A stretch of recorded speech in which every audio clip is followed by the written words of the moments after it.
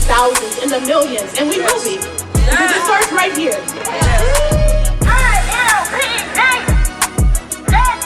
Guilty.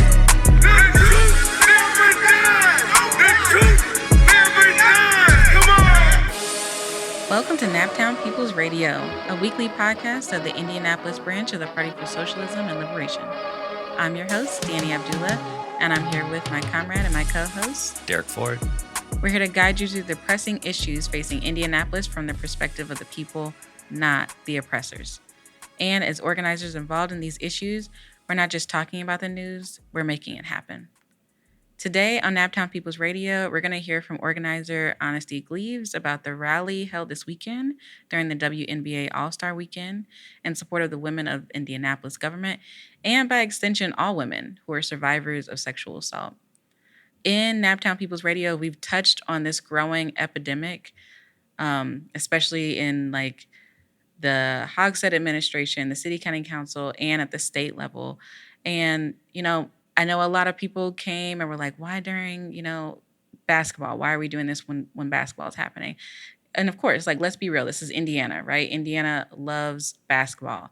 But as we cheer for women athletes breaking barriers, we must also stand with women workers facing systemic abuse and institutional betrayal.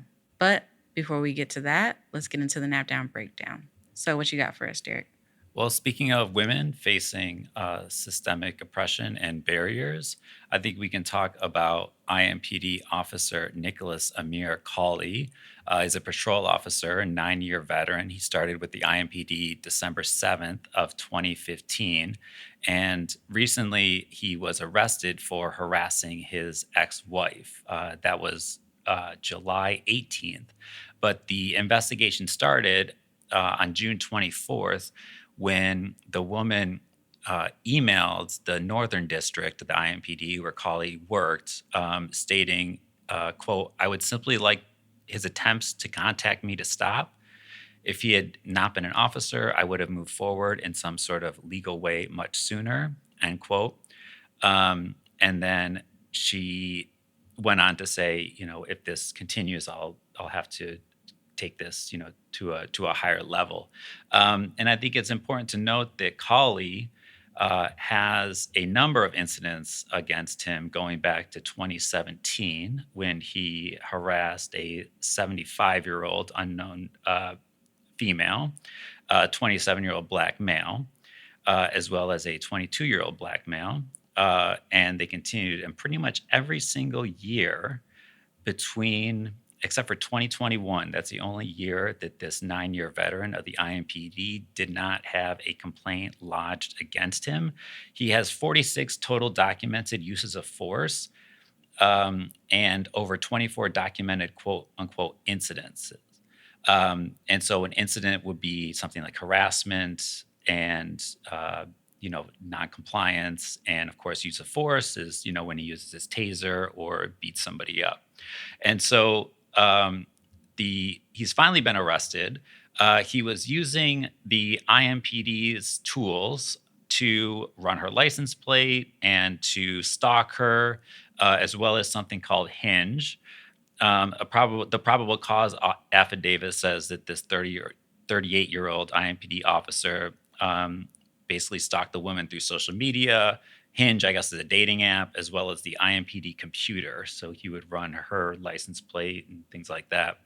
And so, we have, again, we'll see what happens to Officer Nicholas Amir Cawley, but you have to think about how brave the woman has to be to email the cops about one of their own, because as we know, the cops really see one race, one color, one gender, one sex, and that's blue. They always stick together. And if it was really one bad apple spoiling the whole bunch, they would have gotten rid of that bad apple a long time ago, but Absolutely. They keep them around. And that is because the police serve to protect the rule of capital in this city, which leads us to our next point, which has to do with the homeless encampment sweeps that happened just ahead of the WNBA events over the weekend. And this was a story that Mirror Indy reported on, thankfully, despite the fact that The IMPD has consistently told homeless advocates like Chip that they do not do sweeps of homeless encampments ahead of large-scale events. It just so happens that a homeless encampment was cleared just before the WNBA All-Star events. And so the connection here is important because cities, of course, predated capitalism, but under capitalism, right? They are capitalist cities, and so they're meant to facilitate the production of capital, the flow of workers, the flow of commodities, the trucks and everything like that. But they also have to be places of public use and utility. And that's, I think, the fundamental contradiction that capital has to deal with all the time, which is that it really wants workers' labor power regardless, but it can't get us to work without actually having to get the human body, the worker. And so that's where the police come in. And really, the question boils down to who has the right to the city? Who has the right to produce the city, to determine where and when we can be in public? And this relates to the curfews that we talked about last week, right? And we believe that the people should have the right to the city and not the police and the corporations and the banks and the developers, which is who has the right to Indianapolis now. When you say who has the right to the city, it reminds me of I was one of the speakers this weekend at the rally, and afterwards, when we were leaving and we packed up our things and we were going back home, one of our comrades, Riley is in a wheelchair, and as we were walking, there were these two Jeeps full of cops, like not full of cops, but it was two Jeeps for cops, and they were outside just talking to each other, like not doing their job. I can't cuss. Anyway, not doing their job, talking, and they had the sidewalk blocked. Riley is in a wheelchair. Riley cannot just get up and go around the Jeep. And some other comrades ended up just going around, but I think I'm just tired. I'm just so tired. And I went up to the cops and I was like, yo, you got to move. They can't get across the street. And so they ended up moving. Like, they stopped the conversation and moved, which also let me know, like, you're not even doing anything. Like, this conversation wasn't even important. Like, y'all are just creating obstacles that don't need to be there. Like, your whole job, allegedly, is to protect and serve, and you can't even do that. You can't even do the bare minimum of not blocking the sidewalk. And I don't like talking to cops, right? As a very short, but also like Black woman, it's not like something I enjoy doing. It is definitely something that I was like, this is something I have to do because Riley has to get across the street right now. And Riley wasn't going to do it, which is fine because I got my comrades back. But like the anxiety I felt of just like, can you move your Jeep? I can't even imagine the anxiety Nicholas Colley's ex-wife felt having to write this email and say, hey, your friend's been stalking me. I'm going to need that to stop. And said in there, like, if this wasn't a cop, right, I would have done legal action. But like, she knows nothing's going to actually happen from that, right? Like, as you said, like, they protect each other. 60% of sexual assaults go unreported because of fear of the police. Mm-hmm. Who do you report to when your assailant is a cop? Yeah. Because who's going to investigate it but their best friends on the force? Right. And we've seen that happen so many times. And the question of example that you just raised is important because, who has the right to the city? The curb cut is a minor intervention in the city that makes it not just so that people who walk and use wheelchairs can get up and down, but people who push strollers, people who have luggage behind them, people who are carrying groceries, people, like, everybody benefits from that. Absolutely. And so the fact that you would just block that and block the use of a sidewalk, and I mean, there's been numerous instances doing outreach by the bus stop. We had to literally, because we were told that it was private property, and so we couldn't do any outreach at the bus stop. And so we had to literally take a map of the city and overlay it with some other map, and then send it to the sheriffs to say, look, we have the right to, this is actually public property. This part of the sidewalk is public property. And we have a letter back from the sheriff that we keep with us from when we do outreach, and the cops, harass us. The sheriffs, they're all the same. They harass us. That says, hey, look, your boss actually affirmed that we have the right to this sidewalk. And when your right to use the sidewalk that's what the cops are doing. They're preventing you from using the sidewalk. And it just goes to show you whose interests they protect and serve. Hats off to this woman for saying something and sticking up for herself. But also, like, what were her options, right? Just continuing to allow it to happen. Also, I do want to note that you didn't know what Hinge was, which I think is like, that's so cute that you didn't know what Hinge was. But I'm going to sound old on that. Something called Hinge? I guess. My God. It's a social media thing? I don't know. It's fine. It's fine. I only know what Hinge is because I'm a therapist, and so my clients use it. But shout out to her, and just like all of the women who are coming forward and being like, enough is enough. This is ridiculous, right? Even I don't know how old she is right now, but the 24-year-old woman who Counselor Keith Graves assaulted multiple times, physically, sexually, emotionally, right? Like, a woman who was like, oh, I'm going to make a difference by volunteering with the Democratic Party. And look what ended up happening to her. Mm-hmm. Well, that's it for this segment of Naptown People's Radio. We'll be right back with Honesty Gleaves, an organizer for this week's protest at the WNBA against the sexual assault and harassment that continues to plague our city. The Liberation Center store is a one-stop shop for organizers and activists in today's struggles. We have professionally designed and packaged posters, as well as buttons, stickers, t-shirts, and a host of literature, including books, pamphlets, and more. This month, we are offering deep discounts on posters, buttons, and t-shirts. So cop yourself, a loved one, or a friend one of our Huey P. Newton or Marsha P. Johnson t-shirts.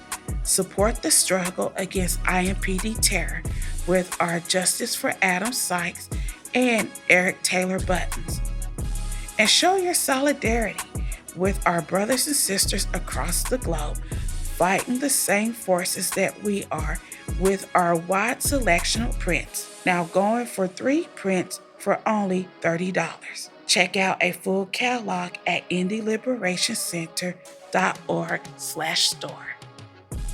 All right, and we are back with Honesty Gleaves. So Honesty is a organizer with the Party for Socialism and Liberation, and was one of the organizers for the rally this weekend during the WNBA game in protest of the ridiculous epidemic that is happening in our city, in our country, regarding sexual assault.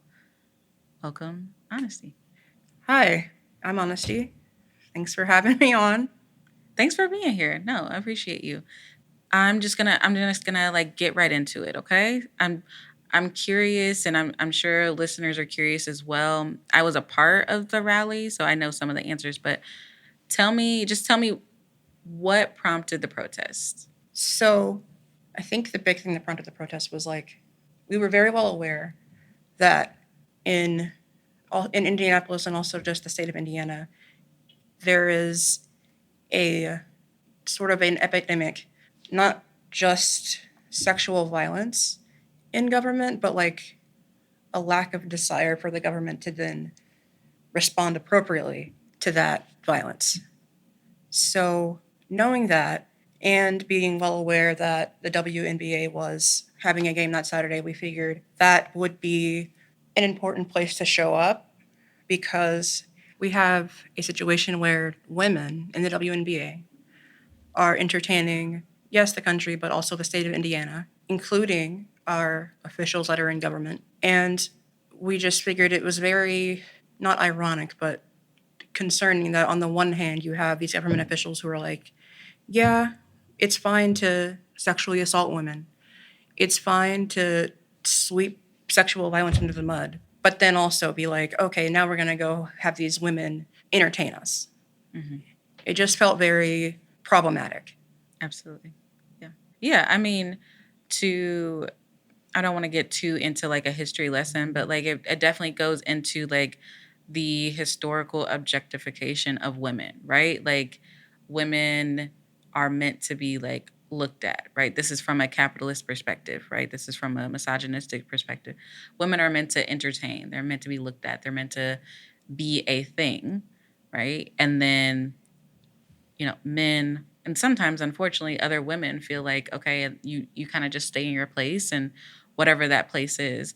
And so, right, it's wild to be like, yeah, women after women, like woman after woman after woman is coming out about, hey, I have been abused in this way, right? I have been taken advantage of in this way.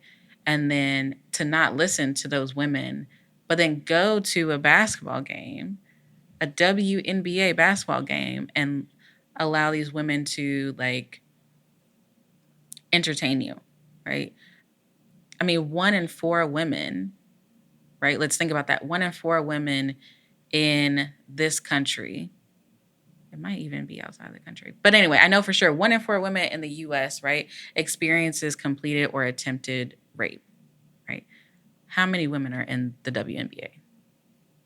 I don't expect you to actually know that number because I don't know the number either.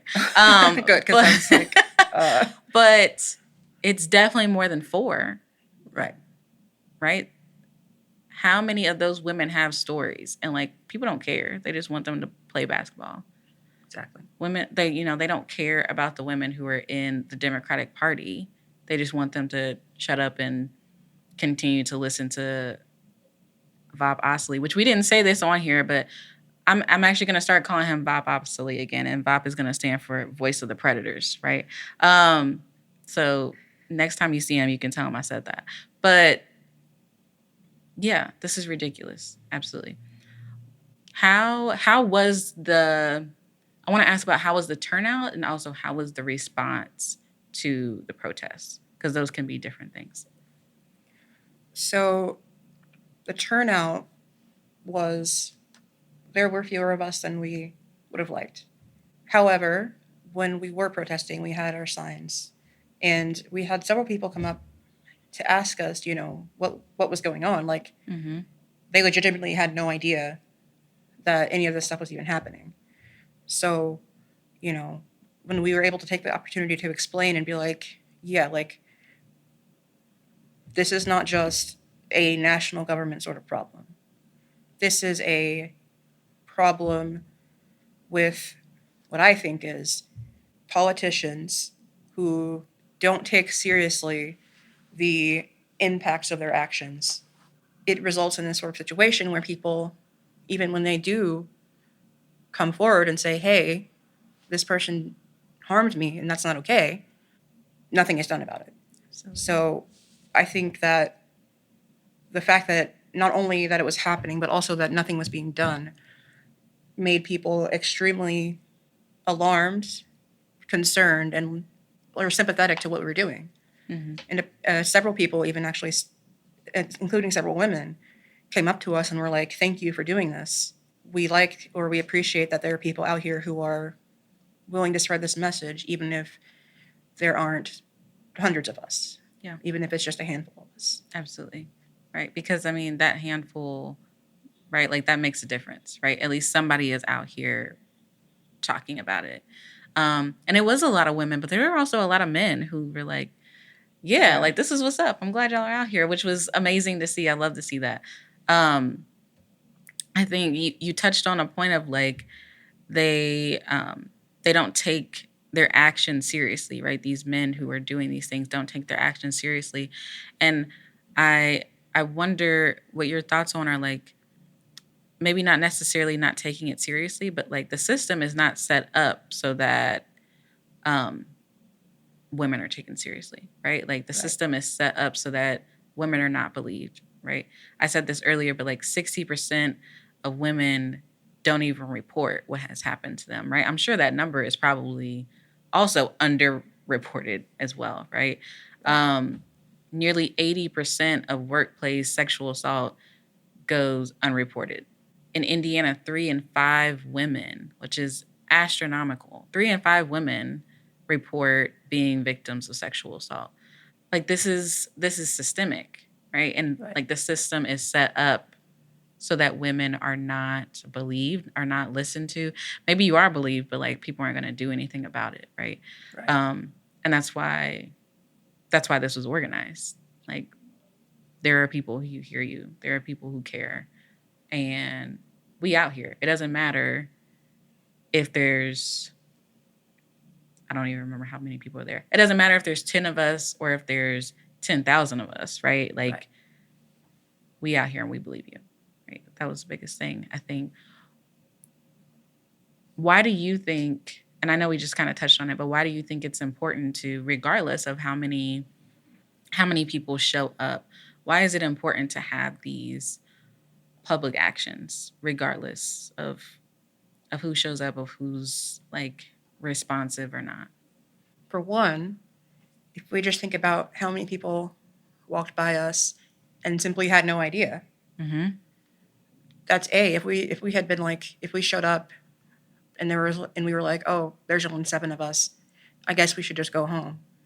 How many people who walked by us who didn't know would still just not know and like just go on about their lives, not having any idea what's going on in our government. And outside of that, I think it's important just ensuring that, like as you were saying earlier, ensuring that people who are victims of sexual violence, including people who are in government who are victims of sexual violence, knowing that people are there who are going to stand up for them, to stand with them, and show our support, even when maybe it's difficult because there are a few of us surrounded by like masses of people. I think it's important to show up for, members of our class and just people in general to show up and be like, yeah, you're human, I'm human. I care about what happens to you, and I'm going to show up and say this is not okay, even if I'm alone, even if it's a handful of us. I think that's the most important impact of these actions. And again, kind of going back into that, like the response from the people there was great, right? Like people were receptive. So many people didn't even know what was happening, which is by design, right? Right. But I think about, and I kind of told Derek a little bit about the incident with Riley when we were trying to just, I'm not supposed to cuss on here. Anyway, just walk, right? But it was the response from the police was also interesting when we were speaking and when we were just standing there. I don't know. Can you touch on that a little bit of like how the police were responding to the rally? We were kind of just standing on the corner with signs, having conversations with people, and you and Doris were sharing your personal experiences. And it felt very, not just unnecessary, but like concerning in a financial way. How many police officers were just kind of standing around watching us, not even necessarily watching the giant crowd of people to make sure nobody's being, injured or like harmed or anything like that. They were just kind of just standing around watching us, which I thought was weird because it felt like, why are we What am I using our- paying you for? Yeah, like why are we using our tax dollars to have like 15 rangers just like standing there looking at us? The amount of police was certainly disproportionate to the amount of people that were there, A. And B, it didn't seem that any were even looking into the crowd at all, which I feel like should have been the priority if they were going to stand there, at least make sure people aren't falling or hurting themselves or something. But Absolutely. And right, like at multiple times, they just kind of walked in front of us to make sure we knew that they were there. And then they just kind of stood off to the side. And I think a few times I was like, well, maybe they're just like there. Like there's a piece of me that doesn't want to think all of them are pieces of crap, even though I know they are.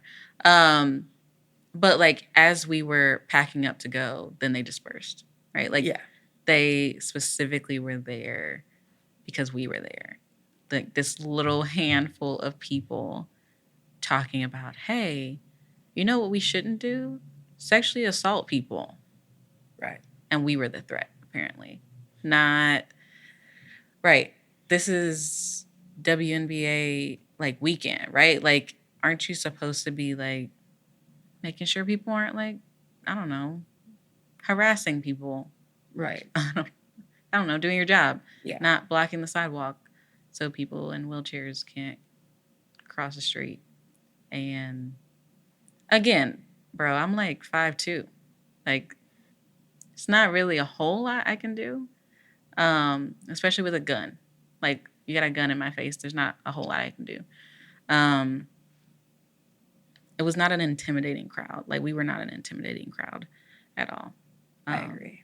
And then you can kind of tell that they were letting other ones know to, like, come harass us as well. Because then there was, like, there were cars that almost hit us at one point, and then the horses came. Yeah. And it just was like, there's a joke in here somewhere. When I saw the horses walking by, at that point, I just didn't even know. Sometimes it feels like the only thing you can do is laugh. Like, yeah. They were like, do we just maintain like a stable of like horses for cops to ride? I don't know. I felt so bad for those horses. I love horses. And I was like, oh man, these poor guys. Yeah. And mind you, there was literally somebody behind us, like spouting hatred, right? Like there was a preacher there telling people they were going to hell. Go tell him to stop. Don't harass him either. I don't want you to harass anyone. But like, what is happening here? I wanted to touch on that just a little bit. Is there anything that you feel like you want listeners to know or be aware of that we haven't touched on? I think that the main thing I want people to know is that if they are wanting to plan an action in support of people, in support of a cause, then they don't need to be afraid of low turnout. They don't need to let low turnout or anything like that. They don't need to let the police or law enforcement or what have you intimidate them. Because I think that if you're going to do some sort of demonstration in support of something, that alone can be enough. Nobody who is a victim of sexual violence is going to look at us and say, we wish you hadn't done that because you were too small. At least I don't think.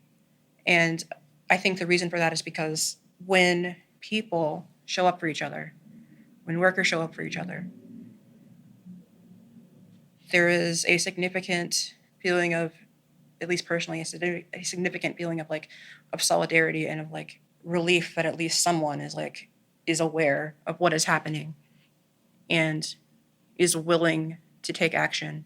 Yeah, absolutely. As a survivor of sexual assault, even one person caring matters. Like even one person, let alone a group of people who you don't even know like everyone's story. That's impossible, right? But like doesn't mean it's not worth being told. So absolutely, I agree. Well, thank you, comrade. I appreciate you being here today. And with that, we're gonna take a quick break and we'll be right back. Yeah. Recognize the revolution. Recognize the revolution. And we're back with Naptown People's Radio. I hope you found that interview with Danny and honestly Gleaves as informative as I did. I think of the many points touched on, one, it's clear that the issue of sexual assault, sexual harassment, the oppression of women in general is something that is on people's minds, and it's something that most people are against and are supporting the struggles that are being led to end it, regardless of the turnout, regardless of the coverage in the mainstream media, regardless of the Democratic Party's attempts to sweep it under the rug, that the people are really with us. They're on our side, not only here in Indianapolis, but across the country, because this is indeed not unique to our city, but is an endemic problem facing the entire country, really built into the roots and the foundations of this country. And so that speaks to what we will have to do to abolish the problem, which really has to do with abolishing the system and creating an entirely new one. And sometimes it can be odd, or it can feel like a far off utopian dream about that we're going to create a new system when there is not a massive turnout at a rally like that. But I sometimes think that it's more important, and this is, really not to judge, right, or to equate them, but sometimes it's really just as important, I should say, when we're in the streets and there's only a handful of us, because if there weren't the handful of us who are there, then we wouldn't know that the people are on our side, because nobody's out there doing a poll like, hey, are you, what side are you on? And so that's really a way for us to gauge. It's like a thermometer, taking a temperature of the people, and it's really reaffirming that they are with us. And that, here at Naptown People's Radio, obviously, it's an issue that we're going to keep covering, and that I would not personally be surprised if, if sooner or later this summer, this fall, that small turnout could swelter into a large movement that could actually implement some real change in this city. Before we wrap up today, Danny, who gets the Circle City shout out this week? All right, so today's Circle City shout out goes to Sierra Nuckols. So Sierra Nuckols is a Naptown native and the founder of Community Food Box Project, which is now known as Cultivate. Born to a 15-year-old mom, Sierra grew up hearing stories about hunger and poverty throughout her family lineage. She graduated from Hanover College in 2018 with a bachelor's in anthropology.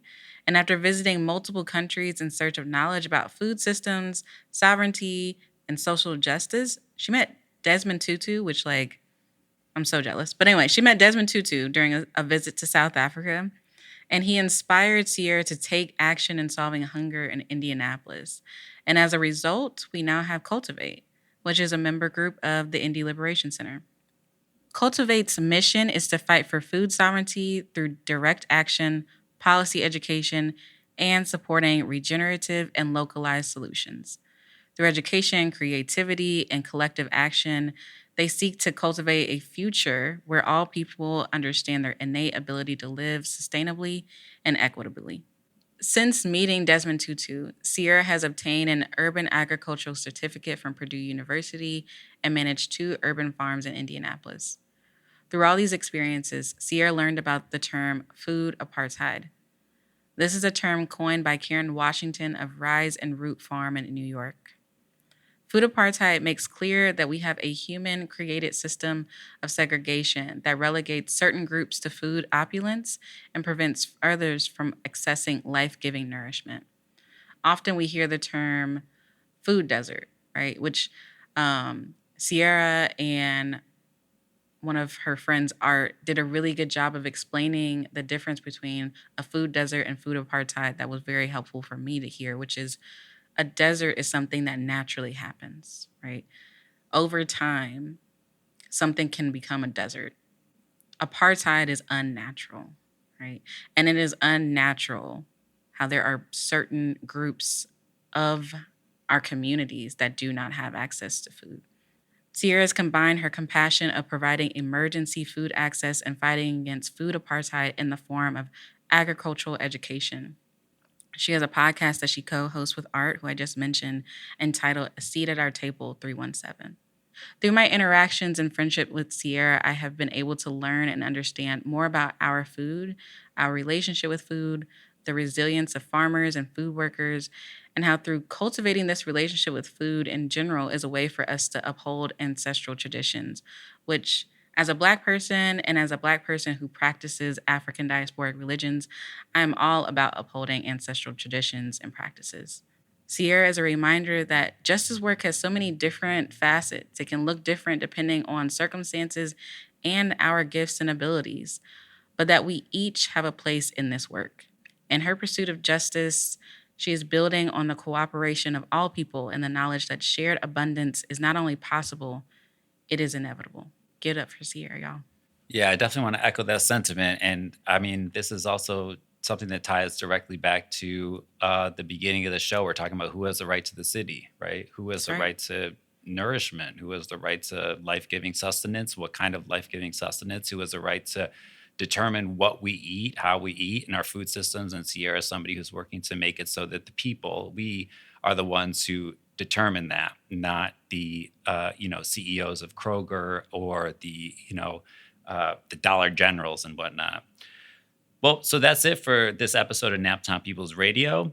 This week, we'll be holding our first discussion for the People's Forum Summer School. That will be this Wednesday, July 23rd at 6 p.m. at the Liberation Center. The Fonseca Du Bois Gallery at the Indianapolis Liberation Center will be holding their third Thursday gallery opening this Thursday, starting at 6 p.m. This is the second of our annual tradition, Frida by Colors, which features works of art inspired by Frida Kahlo. Last year at the inaugural exhibition, it was the work of Angelita Hampton. This time we have a group of several artists, so we hope that you come by and check it out. That's going to be between 6 and 9 p.m. on Thursday. If you found today's discussion useful, pass it on, leave a comment, and listen for our next episode to drop. Support us at support.pslindianapolis.org and by shopping at the Liberation Center store, indieliberationcenter.org/store. If you have a suggestion for the show, you can email us at producer@naptownpeoplesradio.com. The road ahead is long, but we walk it together. Study with your comrades, build with the community, and always remember, theory without action is paralysis, but action without theory is chaos. Once again, I'm your host, Derek Ford, here with my co-host, Danny Abdullah. Stay dangerous, stay disciplined, and stay in the struggles. We trying to create a movement. We got a chance to do something in Indiana that brothers like myself been talking about for the last 40 years. When I first became political and we was organized behind the walls in the 80s and 90s, some of the stuff that we doing now with the different programs and the different institutions that we have and things like the Indy Center is things that we used to talk about and dream about doing. And now we doing them. See what I'm saying? We doing it. And we got to keep that momentum going. And it's also generation. So as the next generation come up, you know what I'm saying? It's on y'all to take it to the next level and take it to the next stage.